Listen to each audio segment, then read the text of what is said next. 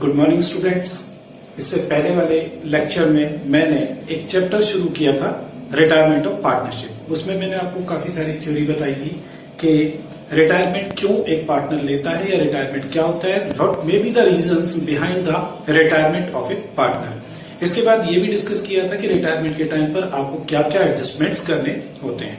ठीक है, उसमें आपको एक रेशो निकालना होता है जो गेनिंग या सैक्रिफाइसिंग रेशो या फिर न्यू रेशो आपको कैलकुलेट करना होता है, जिसको मैंने आपको कैलकुलेट करना भी सिखाया था। आज मैं शुरू कर रहा हूं न्यूमेरिकल क्वेश्चन, जो आंसर्ड क्वेश्चन हैं उन्हीं में से। ठीक है, तो जो पहला क्वेश्चन यहाँ पे क्वेश्चंस मैंने लिखे हुए हैं उनको सॉल्व भी किया हुआ है, जस्ट मैं आपको उसको एक्सप्लेन करते जाऊंगा, आप उसको समझते जाए, कोशिश करें। ठीक है, A B and C are three partners, they are sharing profits in the ratio 4, 3 and 1. Okay, if calculate new ratio when any one of the partners, say first partner A retires, तो आपको कैसे calculate करना है? अगर B retire होता है तो what would be the new ratio, and if there is retirement of C then what would be the new ratio? Okay, तो सिंपल सा कैलकुलेशन होता है जब आपको ओल्ड रेशियो दे रखा है और ये दे रखा है कि विच पार्टनर इज बीइंग रिटायर, तो आपको क्या करना है? जैसे हमारा केस है पहला ए रिटायर्स, तो सिंपली आपको ए के रेशियो को हटा देना है, तो रिमेनिंग जो बचेगा 3:1, that will become the new ratio. Okay, और यही इनका गेनिंग रेशियो भी। इन केस ऑफ बी, अगर बी रिटायर होता है तो आपको बी के शेयर को हटा देना है, रिमेनिंग जो बचता है वो 4:1, ये न्यू रेशियो होगा, and this would be the gaining ratio also.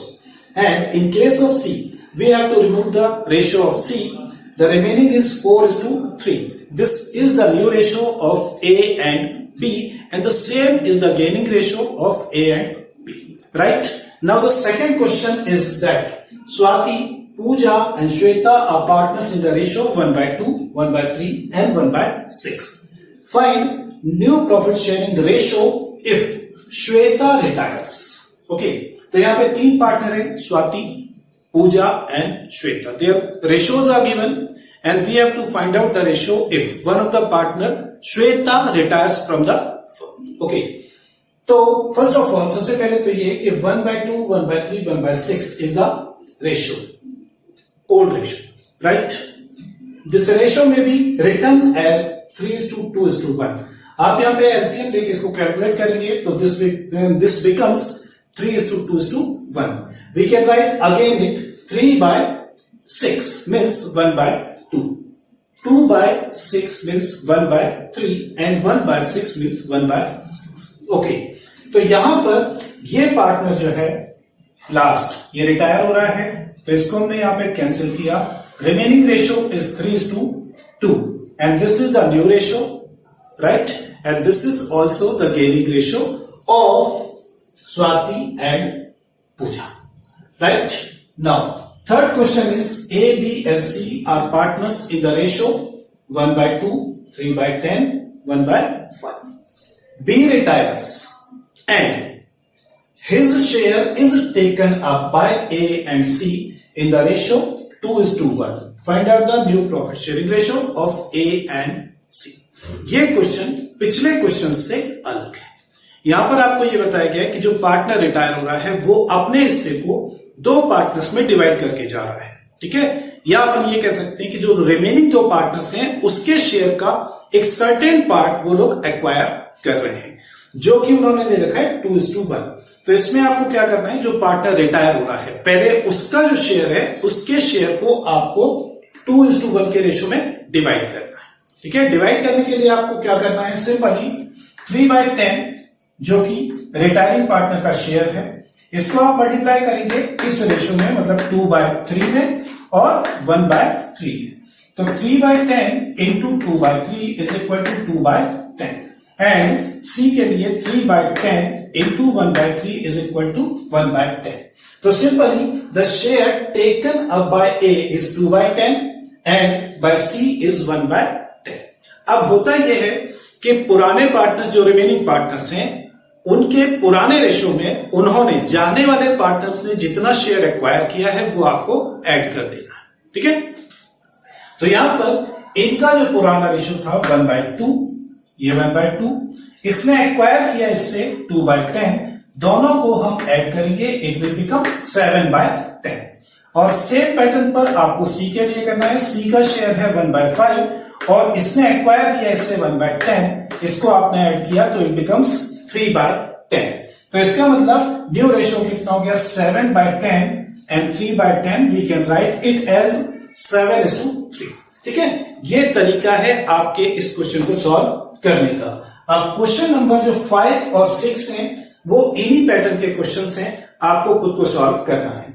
Question number 6 जो है वो मैं आपको यहां पे सॉल्व करके बता रहा हूं। एक और क्वेश्चन लिखा हुआ है यहां पे, the old ratio is capital ratio. यहां पे 3 पार्टनर्स हैं, जे पी के शॉर्ट में नाम लिखा हुआ है। ठीक है, जे फॉर जया होगा, पी फॉर समथिंग और के फॉर समथिंग। ठीक है, इनकी कैपिटल रेशियो दे रखे हैं, कैपिटल्स दे रखे हैं आपको 20,000, 15,000 and 10,000 and it is said in question कि they are sharing profits in their capital ratio. मतलब जो प्रॉफिट का डिवीजन है वही उनका कैपिटल का रेशियो रहेगा, राइट। उसके बाद वन ऑफ द पार्टनर, जो इनमें से एक पार्टनर है पी, वो रिटायर हो रहा है। पी मीन्स मिडिल पार्टनर, ये रिटायर हो रहा है। ठीक है, और जे और के ने डिसाइड किया है कि फ्यूचर में वो आपस में प्रॉफिट को डिवाइड करेंगे 5:3 के रेशियो में। तो यहां पर आपको ओल्ड रेशियो दे रखा है, आपको न्यू रेशियो दे रखा है। We have to just find out कि गेनिंग रेशियो क्या है। तो इसके लिए आपको क्या करना है, new ratio minus old ratio is equal to gaining ratio. ये हमारा सिंपल सा फॉर्मूला होता है, राइट। तो यहां पे न्यू रेशियो कितना है 5 अपॉन में आएगा 8 और 3 अपॉन में आएगा 8 माइनस इनका ओल्ड रेशियो क्या था। ठीक है, तो 4 + 3 + 2 मतलब 4/9 एंड लास्ट वाले का 2/9। ठीक है, आपको इसको सॉल्व करना है। 72 इज द एलसीएम, ये इनके गेनिंग रेशियो कहलाएंगे, जिसको आप लिखते हैं इस तरीके से 13:11 इज द गेनिंग रेशियो। ठीक है, तो जो जाने वाला पार्टनर है उसका जो शेयर है उसके 13 पार्ट्स इसने एक्वायर किए हैं और 11 पार्ट्स ये एक्वायर करेगा। इस तरीके से ये इनका गेनिंग रेशियो कहलाएगा। ओके, अब ये जो क्वेश्चंस थे रेशियो वाले ऑलमोस्ट ये खत्म हो चुके हैं। अब हमारा एक और क्वेश्चन आ रहा है अलग तरीके का, जिसमें जो कैलकुलेट करना है वो आपको मैं बताने जा रहा हूं। जो नेक्स्ट क्वेश्चन है, जब भी रिटायरमेंट होता है तो अगर कोई partner mid of the year retire होता है तो टिल दैट हमें उसके प्रॉफिट का कैलकुलेशन करना होता है। प्रॉफिट का जो कैलकुलेशन होता है वो फाइनल अकाउंट नहीं बनाए जाते हैं, क्योंकि मिड ऑफ द ईयर में फाइनल अकाउंट प्रिपेयर करना इतना आसान नहीं होता है, क्योंकि फाइनल में जो at the end of the year तो आपको फाइंड आउट करना ही है। इसलिए मिड ऑफ द ईयर में हम प्रॉफिट को अलग से फाइंड आउट नहीं करते हैं। तो ऐसी सिचुएशन में जाने वाले पार्टनर के प्रॉफिट का शेयर कैसे कैलकुलेट किया जाता है, इसके लिए कोई ना कोई मेथड आपकी पार्टनरशिप डीड में मेंशन होती है। उसके अकॉर्डिंग आपको प्रॉफिट का कैलकुलेशन करना होता है। नॉर्मली यहां पे 2 तरह की मेथड्स होती हैं। एक तो ये कि on the basis of last years profit, पिछले साल जो भी प्रॉफिट कमाया है उसके बेस पर आप करंट ईयर का प्रॉफिट कैलकुलेट करते हैं, या फिर लास्ट ईयर की सेल के बेसिस पर प्रॉफिट का कैलकुलेशन किया जाता है। तो अगला जो क्वेश्चन है वो आपका इसी के ऊपर बेस्ड है कि आप जाने वाले पार्टनर का प्रॉफिट का शेयर कैसे कैलकुलेट करेंगे। जो क्वेश्चन नंबर 6 आपको गिवन है उसमें कुछ इंफॉर्मेशन आपको दे रखी है। लास्ट ईयर में आपकी कितनी सेल थी और लास्ट ईयर में आपका प्रॉफिट कितना था। फिर करंट ईयर में before the retirement of that partner कितनी सेल की गई है, उसके बेस पर आपको प्रॉफिट का कैलकुलेशन करना है। तो क्वेश्चन जो है वो इस तरीके से है कि 60,000 profits were earn in last year on the sale of ₹5 lakh. Okay, मतलब यह कि 5 लाख रुपए की सेल पर आप 60,000 रुपए प्रॉफिट कमाते हैं। तो ड्यूरिंग द ईयर जो आपकी सेल है वो है 2 लाख, जिसके ऊपर आपने कितना प्रॉफिट अर्न किया होगा, ये प्रॉफिट पहले कैलकुलेट किया जाएगा। This would be the profit for that period of the firm. तो यहां पर 1 2 3 4 1 2 3 4 ये हमने काटे, 1 0 यहां से हमने इसको कैंसिल किया, 5 से इसको काटा,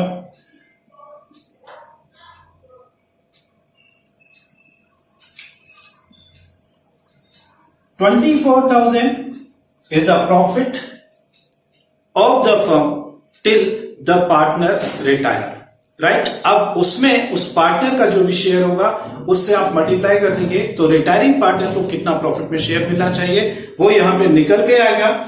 जो रिटायरिंग पार्टनर है वो है राम द फर्स्ट पार्टनर और उसका प्रॉफिट शेयरिंग रेशियो है 1/2।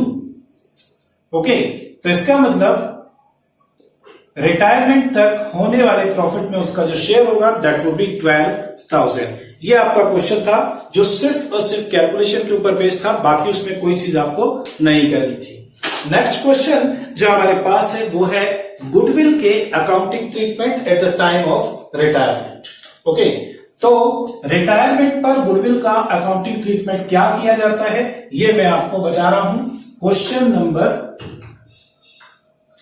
7 में। गुडविल ऑन रिटायरमेंट, रिटायरमेंट पर आपको एक ही अकाउंटिंग तरीके करनी होती है गुडविल के लिए, वो होती है gaining partner capital account debit to retiring partner capital account. और यहां पर आप गेनिंग और रिटायरिंग जो भी रेशो होगा, गेनिंग और सेक्रीफाइसिंग रेशो, उसमें आपको ये एंट्री करनी होती है। ठीक है, जब भी रिटायरमेंट होगा आपकी जो गुडविल के लिए एडजस्टमेंट एंट्री होगी वो यही होगी, बिकॉज ऑफ क्योंकि जब भी कोई पार्टनर रिटायर होता है तो कोई ना जो रिमेनिंग पार्टनर है उनमें कोई ना कोई पार्टनर गेन करेगा, क्योंकि जो रिटायरिंग पार्टनर है वो अपना शेयर छोड़ के जाएगा तो उसका शेयर बचे हुए पार्टनर्स को मिलेगा।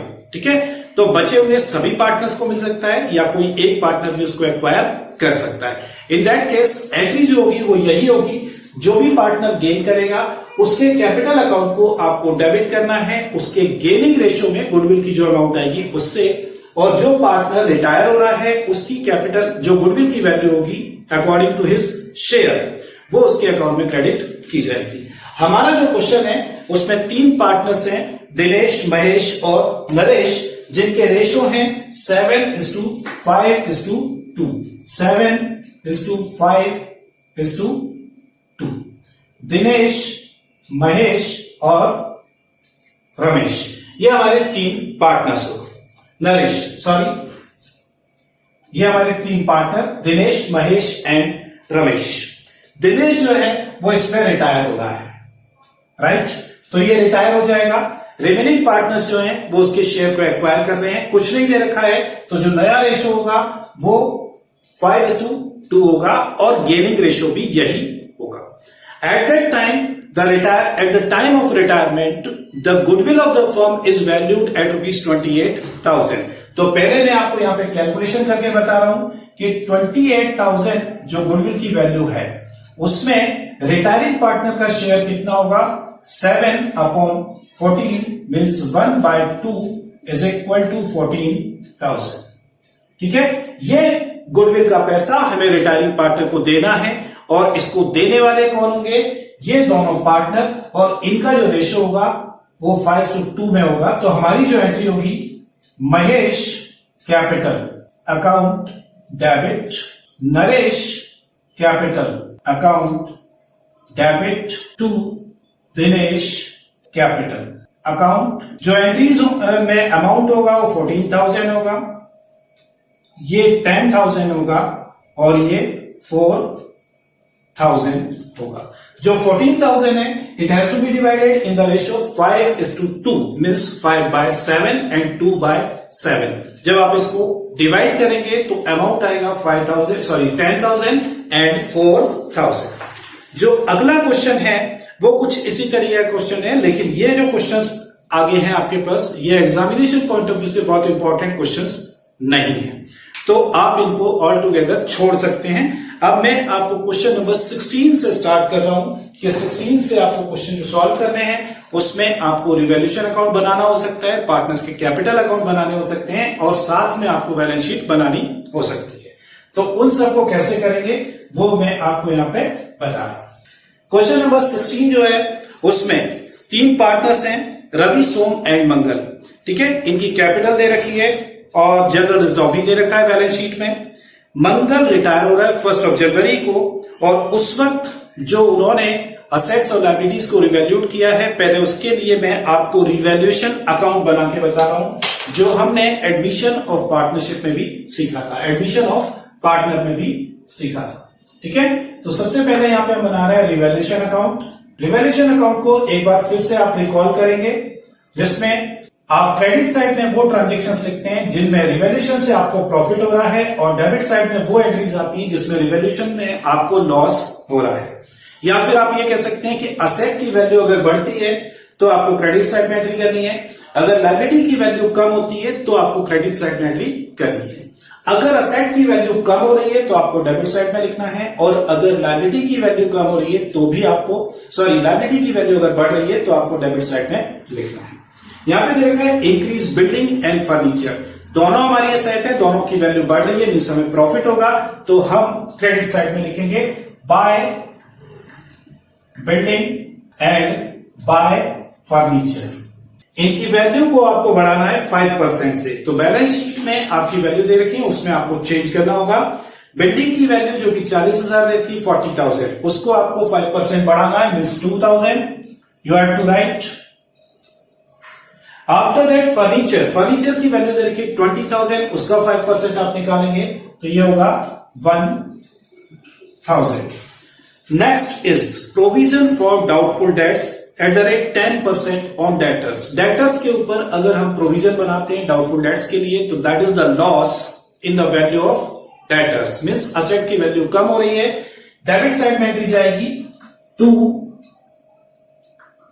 BDR bad debts reserve, short में लिखा हुआ है, और डेटर्स की अमाउंट है 15,000, जिस पर आपको निकालना है 10% से 1,500। आफ्टर दैट फिर आपको दे रखा है डिस्काउंट ऑन क्रेडिटर्स। क्रेडिटर्स पर अगर आप डिस्काउंट का प्रोविजन करते हैं तो दैट इज द इनकम, क्योंकि उससे हमारी लायबिलिटी कम होती है, तो आप क्रेडिट में लिखेंगे by provision for discount on creditors. Creditors का जो फिगर आपको दे रखा है दैट इज द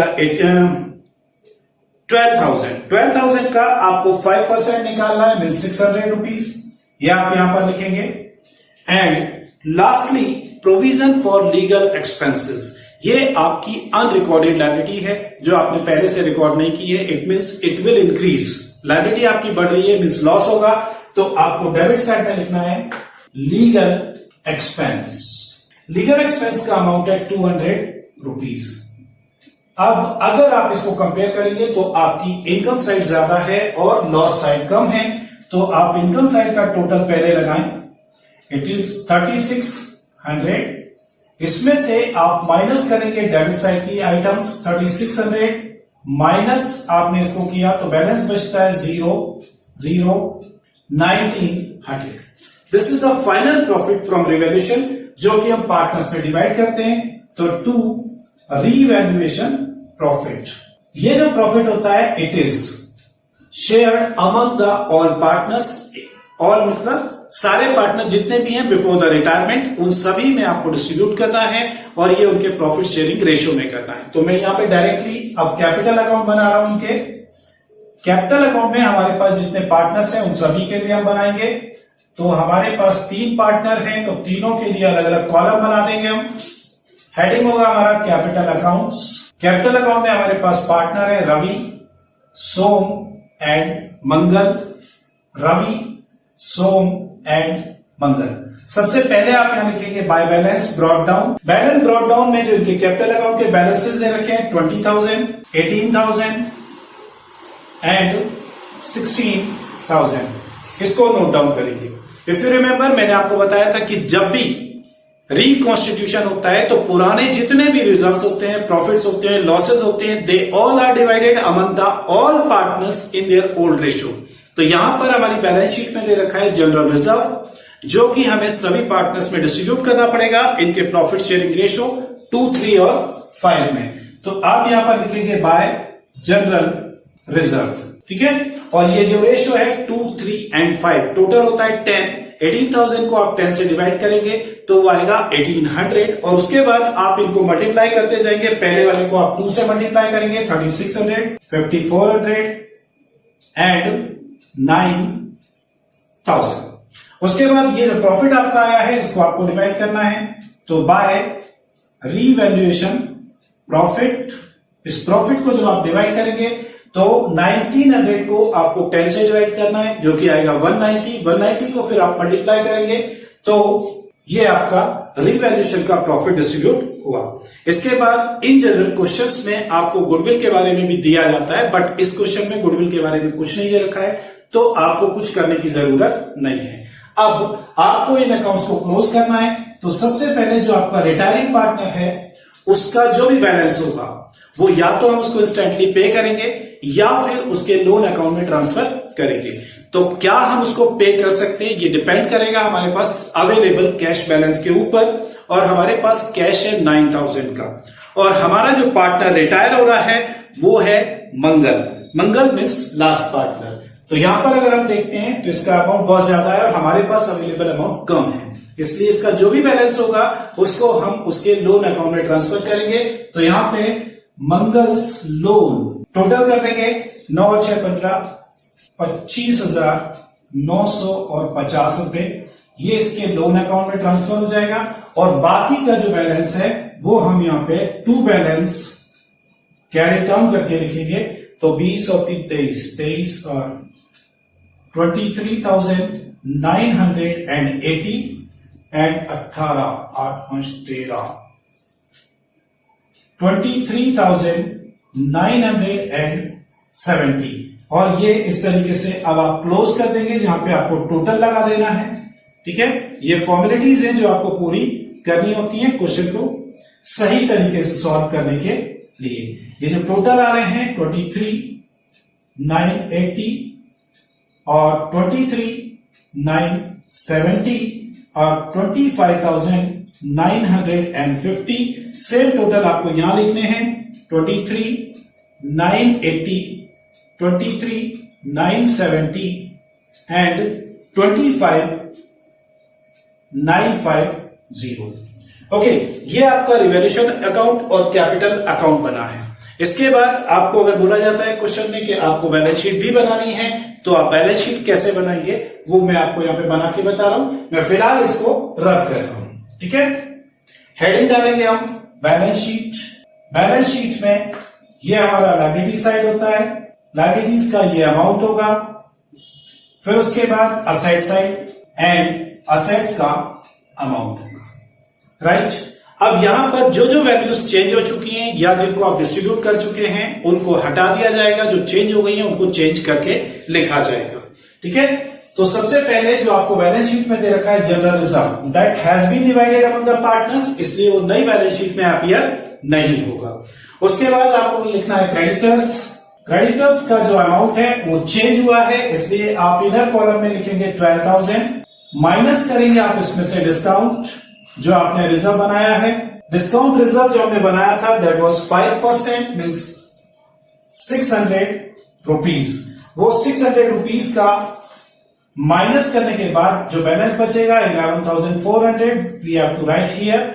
उसके बाद आपको लेने हैं कैपिटल अकाउंट्स, या आप ले सकते हैं मंगल लोन का अमाउंट जो यहां पे आ रहा है 25,950, 25,950। उसके बाद आप लिखेंगे कैपिटल्स में रवि एंड सोम दोनों की कैपिटल जो निकाली है हमने 23,980 एंड 23,970, टोटल करके दोनों को बाहर लिख देंगे। 0 8 7 15 9 9 18 19 3 6 और 1 7 और ये 4। इसके बाद आते हैं हम असेट साइड में। असेट्स में बिल्डिंग की जो वैल्यू है उसको आपने एप्रिसिएट किया है। ठीक है, बिल्डिंग की वैल्यू 40,000 इनर कॉलम में, और इसमें आप प्लस करेंगे एप्रिसिएशन जो कि 2,000 का है, इसको आपने प्लस किया, बिल्डिंग बिकम्स 42,000। उसके बाद फर्नीचर की वैल्यू 20,000, इसमें आप प्लस करेंगे 1,000 एप्रिसिएशन का, 21,000 is the new value of furniture. After that we are given debtors का जो अमाउंट है वो 15,000 है, और इसमें से आप माइनस करेंगे B D R, bad debts reserve, जो कि हमने बनाया था 10% से 1500, ये यहां पे आपने लिखा, इट बिकम्स 13,500। फिर उसके बाद आपको दे रखा है कैश, कैश में कोई चेंज नहीं हुआ है क्योंकि हमने किसी को पेमेंट नहीं किया है, तो cash will remain as it is 9,000। अब एक और चीज कि आपके क्वेश्चन में आपने एक नई लायबिलिटी क्रिएट की थी लीगल एक्सपेंसेस के लिए, तो यहां पर आप लिखेंगे आउटस्टैंडिंग लीगल एक्सपेंस, जो कि 200 रुपीज के थे। अब आपको टोटल करना है दोनों साइड का, एंड दोनों साइड का टोटल आपका मैच होना चाहिए। 0, 0, 5, 2 और 1 3, 3 6 और 9 15, 2 और 2 4 और 4 8, 85,500। यहां पर हम टोटल करते हैं 0, 5, 5 10, 9 और 1 10 और 2 12, 12 और 4 16, 16 और 9 25, कैरी ओवर 2, 2 और 1 3, 5 8 और 7 15, 5 और फिर 2 और 5, 2 और 2 4 और 4 8, 85,500। इस तरीके से आपका ये क्वेश्चन कंप्लीट होता है। ये जो क्वेश्चंस हैं ऐसे ही छोटे छोटे क्वेश्चंस हैं जिनको आप कंप्लीट कर सकते हैं। ठीक है, नेक्स्ट क्वेश्चन जो आपको दे रखा है यहाँ पे, उसके बारे में आपको बता रहा हूं। The partnership deed of C and D, ठीक है, who are equal partners contains a clause that any partner will retire from the firm on the following terms by giving 6 months notice. 6 महीने का नोटिस देके कोई भी partner firm से retire हो सकता है। The retiring partner shall be paid, retiring partner को जो पेमेंट किया जाएगा रिटायरमेंट के टाइम पर वो क्या होगा, the amount standing to the credit of his capital account, इसके बाद या फिर उसके करंट अकाउंट में। उसके बाद his share of profit to the date of retirement, retirement तक उसका जो भी प्रॉफिट में शेयर बनेगा वो उसको दिया जाएगा, calculated on the basis of average profit of the last 3 preceding years. ठीक है, और इसके अलावा उसको half of the amount of goodwill, जिसका कैलकुलेशन किया जाएगा 1.5 times purchase of the average profit of last 3 years। सी ने 31 मार्च को नोटिस दिया कि वो फर्म से रिटायर होना चाह रहा है, 30 सितंबर को रिटायर होगा। When the balance of his capital, जब वो रिटायर हो रहा था उसके कैपिटल अकाउंट का बैलेंस था 6,000, उसके करेंट अकाउंट का डेबिट बैलेंस था 500, और प्रॉफिट लास्ट 3 साल के जो प्रॉफिट थे वो आपको बता रखे हैं। आपको कैलकुलेट करना है कि उसको क्या अमाउंट पे किया जाना चाहिए। तो इस क्वेश्चन में सिर्फ आपको वर्किंग करनी है, कैलकुलेशंस करना है, कोई अकाउंट नहीं बनाना है। मैं रफ कर रहा हूं और आपको कैलकुलेशंस करके बता रहा हूं।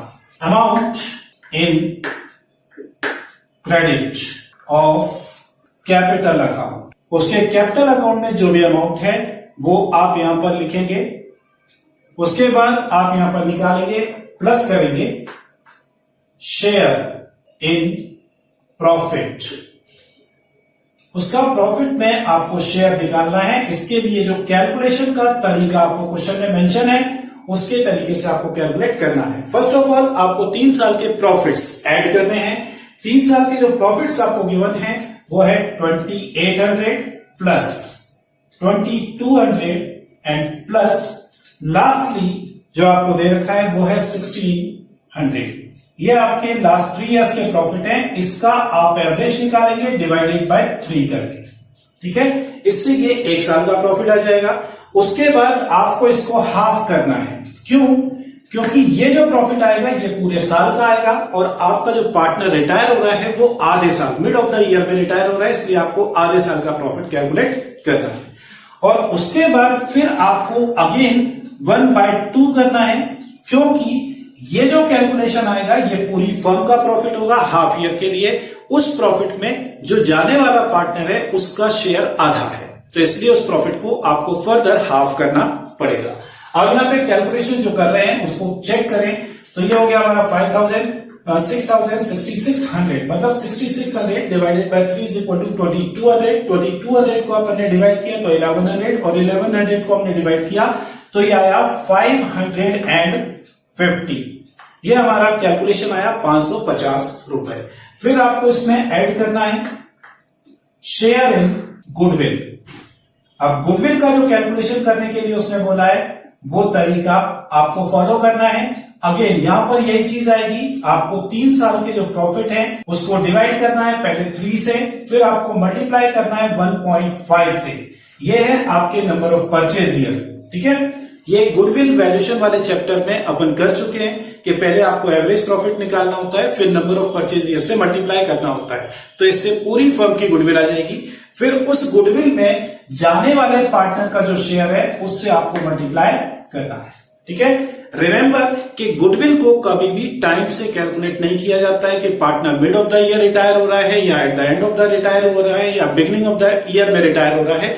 It is not material for us, क्योंकि गुडविल जो है उसका टाइम से कोई रिलेशन नहीं होता है, ठीक है। तो यहां पर हम इसीलिए सिर्फ उसके रेशो को ले रहे हैं, टाइम पीरियड को कंसीडर नहीं कर रहे हैं, ठीक है, कि वो मिड ऑफ द ईयर में रिटायर हो रहा है इसलिए गुडविल को हाफ कर दिया जाए, ऐसा नहीं होगा। यहां पे आपने इसको कैलकुलेट किया तो ये आया 2200 को जब आप मल्टीप्लाई करेंगे 1.5 से तो इट बिकम्स 3300, और 3300 को जब आप हाफ करते हैं, ठीक है, तो वो बन जाएगा आपका, ये 3300 आया, इसको आपने 2 से डिवाइड किया तो 2 बन जा 2, 2 6 जा 12 और 2 5 जा 10, ठीक है। और अब आप इसमें से फिर माइनस करेंगे, यहां तक आप टोटल करना है पहले 0, अब इसमें से हम माइनस करेंगे debit balance of current account, current account का डेबिट बैलेंस जो कि 500 रुपीज है, तो इसको माइनस करने के बाद ये अमाउंट आएगा 7700, amount due to retiring partner. जो आपका पार्टनर रिटायर हो रहा है उसको हमें जो अमाउंट पे करना है दैट इज 7700। फिर से एक बार रिपीट करता हूं, जो क्वेश्चन में कहा गया है वही मैंने यहां पे फॉलो किया है, ठीक है, कि पार्टनर जब रिटायर होता है तो उसको 6 महीने पहले आपको नोटिस देना पड़ेगा कि वो रिटायर होना चाहता है तो वो रिटायर हो सकता है, ठीक है। तो 6 महीने पहले अगर उसने रिटायरमेंट के लिए नोटिस दिया है तो आपको उसको 6 महीने तक के प्रॉफिट में शेयर देना पड़ेगा, जिसका कैलकुलेशन का तरीका क्वेश्चन में बताया गया है, जो कि उनकी डील के अकॉर्डिंग है। At the time of retirement partner को गुडविल का पैसा भी दिया जाता है। गुडविल का वैल्यूएशन कैसे किया जाएगा ये भी क्वेश्चन में अकॉर्डिंग टू डीड जो है वो गिवन है, वो आप लेंगे।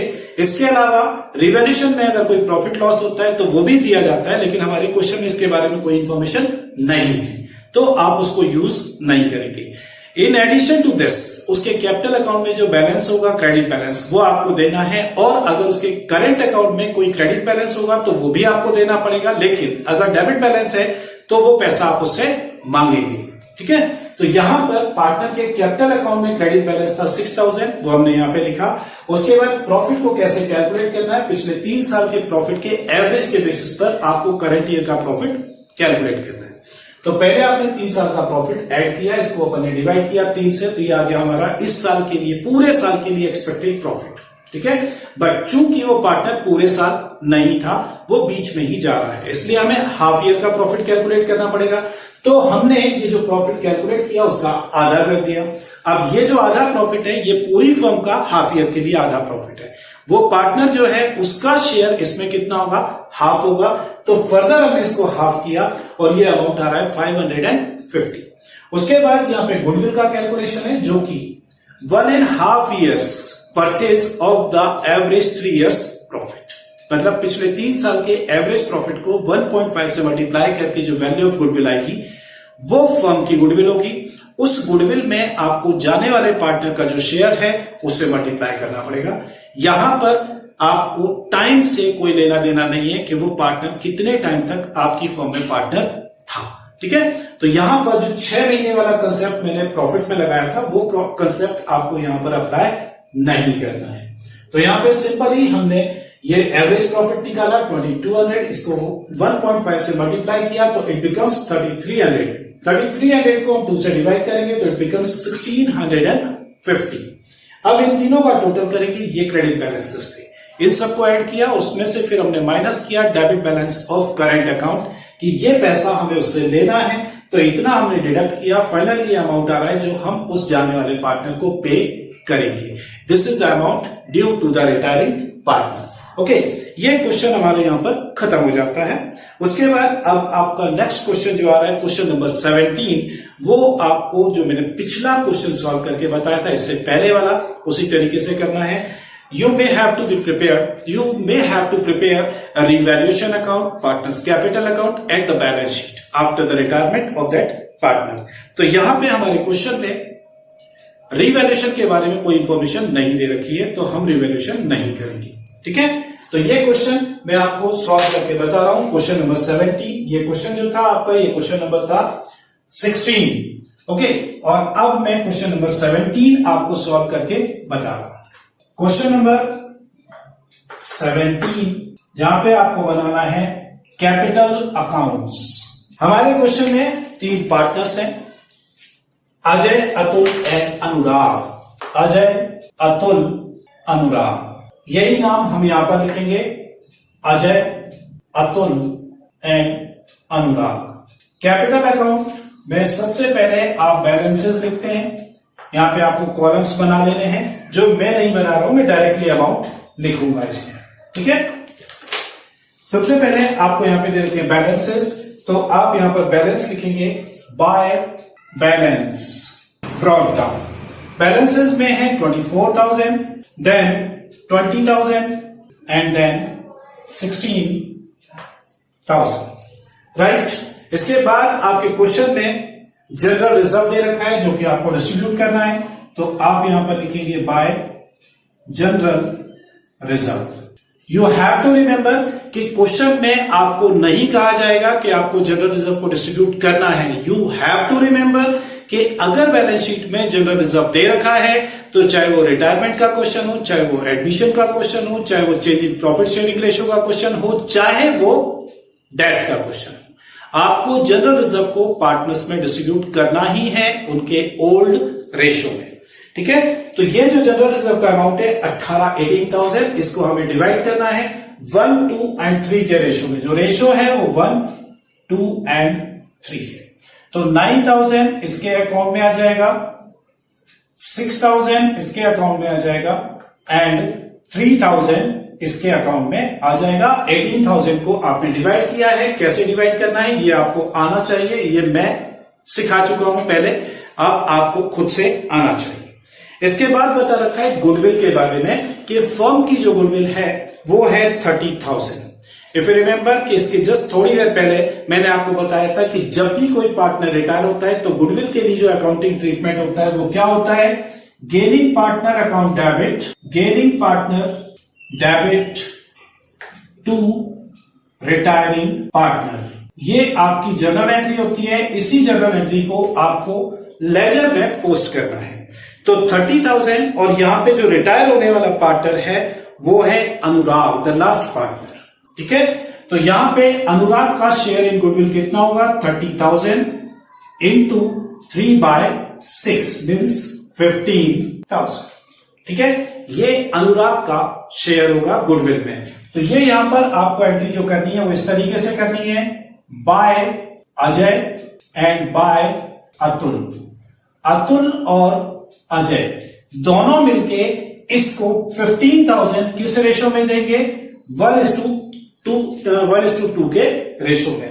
तो ये जो अमाउंट है ये आप डिवाइड कर देंगे 1/3, तो ये 5,000 will be borne by Ajay and 10,000 will be given by Atul. तो यहां पर आप लिखेंगे 5,000 एंड 10,000। ठीक है, जो पार्टनर रिटायर हो रहा है उसके कैपिटल अकाउंट में क्रेडिट किया जाएगा, और जो पार्टनर रिमेनिंग हैं और गेन कर रहे हैं उनके कैपिटल अकाउंट में ये अमाउंट आपको डेबिट करनी पड़ेगी। तो यहां पर आप लिखेंगे टू अनुराग, जो पार्टनर रिटायर हो रहा है उसका नाम लिखेंगे, और अमाउंट जो आएगी वो अजय के अकाउंट में आएगी 5,000, अतुल के अकाउंट में आएगी 10,000। ठीक है, इसका मतलब ये हुआ है कि अजय और अतुल इसको 5,000 और 10,000 अमाउंट दे रहे हैं, जो कि इनके कैपिटल अकाउंट से डिडक्ट हो जाएगी और अनुराग के कैपिटल अकाउंट में प्लस हो जाएगी। ठीक है, इसके अलावा हमारे क्वेश्चन में और कुछ भी नहीं दे रखा है, सिर्फ ये दे रखा है कि अनुराग को जो भी अमाउंट ड्यू है वो उसके लोन अकाउंट में ट्रांसफर करना है। तो यहां पर आप लिखेंगे टू अनुराग लोन। अब अनुराग का जो भी अमाउंट आएगा वो आप यहां लिख देंगे, और बाकी का आप निकालेंगे बैलेंस कैरिड डाउन। तो आप यहां पे टोटल करके और ये अमाउंट कैलकुलेट कर सकते हैं। 27,000 is the total of Ajay, 26,000 is the total of Atul, and 16 और 22, 30, 40,000 ये आपका बैलेंस यहाँ पर आ रहा है। ठीक है, तो ये उसके लोन अकाउंट में आप ट्रांसफर करेंगे 40,000 और बाकी का जो है वो आप बैलेंस निकाल देंगे। 27,000 minus 5,000 is equal to 22,000, total 27,000. 26,000 minus 10,000 is equal to 16,000. यहाँ डैश डैश डैश ये 26,000 and 40,000। इसके बाद अगर आपको बोला जाता है कि आपको बैलेंस शीट बनानी है तो आप बैलेंस शीट भी बना सकते हैं। बहुत सिंपल है बैलेंस शीट, क्योंकि यहाँ पे आपकी किसी भी असेट में कोई चेंज नहीं हुआ है। तो जो असेट आपको दे रखी है एज इट इज आपको लिखनी है, जो लायबिलिटीज आपको दे रखी है वो एज इट इज लिखनी है। सिर्फ जो चेंज आएगा वो कैपिटल अकाउंट्स में आएगा। ठीक है, कैपिटल अकाउंट में आपको ये वाले बैलेंस लिखने हैं इन दोनों के, और ये अनुराग का लोन अकाउंट मेंशन करना है। मैं बैलेंस शीट आपको बना के यहाँ पे दिखा रहा हूं। बैलेंस शीट ये हमारा लायबिलिटी साइड है, ये उनके अमाउंट्स हैं, ये असेट साइड है और ये उसके अमाउंट है। पहले आप लायबिलिटी साइड पे आ रहे हैं, यहां पे आप लिखेंगे कैपिटल। कैपिटल्स में अजय एंड अतुल। अजय की कैपिटल है 22,000 और 16,000, total of capital 38,000। Then Anurag's loan 40,000। उसके बाद आपको यहाँ बैलेंस शीट में जो दे रखा था general reserve which we have divided among the partners, इसलिए वो अपीयर नहीं होगा। क्रेडिटर्स जो हैं वो एज इट इज आ जाएंगे। क्रेडिटर्स का अमाउंट है 22,000, we write here 22,000। On the asset side we are given building, after the building furniture के बाद है debtors and after debtors it is cash. Figures are 60,000, then 16,000. After 16,000, it is 20,000 for debtors and 4,000 in cash. Right? We make the total 0, 0, 0, 6, 4, 10, 6, 7 और 3, 10, 1 lakh rupees ये हमारी total of balance sheet आ रहा है। इसके बाद आप यहां पर लिखेंगे, टोटल करेंगे तो 0, 0, 0, 8 plus 2, 10, कैरी ओवर 1, 4, 4, 8 और ये आपकी बैलेंस शीट होगी। ठीक है, और अब अगले क्वेश्चन, बाकी के जो क्वेश्चन है मैं आप अगली क्लास में समझाऊंगा।